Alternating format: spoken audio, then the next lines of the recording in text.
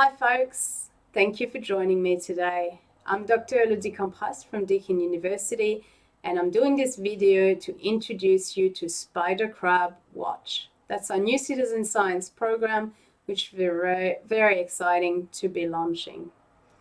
About 8 years ago, I arrived in Melbourne and I started hearing about this amazing natural phenomenon, the gathering of thousands and thousands of great spider crabs in shallow areas of Port Phillip Bay. The reason why these crabs aggregate is because they need to molt. In order to grow, they need to get rid of their old shells. What's going to happen is that they seek safety in number because while they wait for their new shells to harden, they are vulnerable because hungry rays, sharks and other predators just love munching on soft crabs. And these crabs are world famous. They've been featured in documentaries like BBC Blue Planet 2. But would you believe that despite that, there's so little that we know about them? Even basic biology and ecology information on spider crabs just isn't available. So we're here to change that with Spider Crab Watch, and we need your help. So we created this citizen science program that's run by Deakin University with funding from the Victorian government and in partnership with ReefWatch and the Port Phillip EcoCentre. So we've created this platform on iNaturalist. So please create an account and then you'll be able to join the fun. So we're interested in 3 different things. We're interested in people letting us know when they see spider crabs, if they have photos, but also if they don't have photos. And we're interested in people telling us when they don't see spider crabs.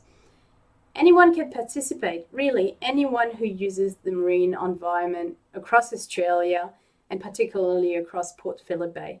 So if you're out there walking on the beach, walking on the piers, if you're diving, if you're snorkeling, if you're fishing, boating, sailing, kayaking, then we would please love to hear from you.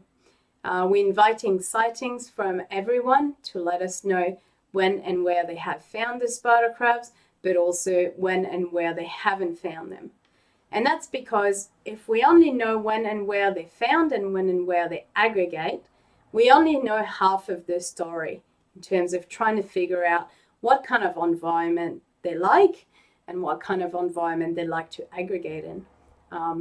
So people that have been out there exploring, let's say you've been on a lovely dive on the local pier, you must have been plenty of beautiful creatures, but you haven't seen spider crabs. Well, we're still interested in you putting in a sighting and logging in as an absence of spider crabs. What we'll ask people to look out for as well later as the season develops is look out for molts. So the sign that the aggregations have happened and that molts are usually washing up on the beach. So we'll be asking people to report sightings of that too. So we're really excited to have you all on board. If you're using the bay, if you love the marine environment and spider crabs, please access the project on iNaturalist. You'll need to create an account first and then you can navigate to the project page. I'll put the link of the page down in the description below. You can join the project and get regular updates if you wish and help us gather more information on spider crabs.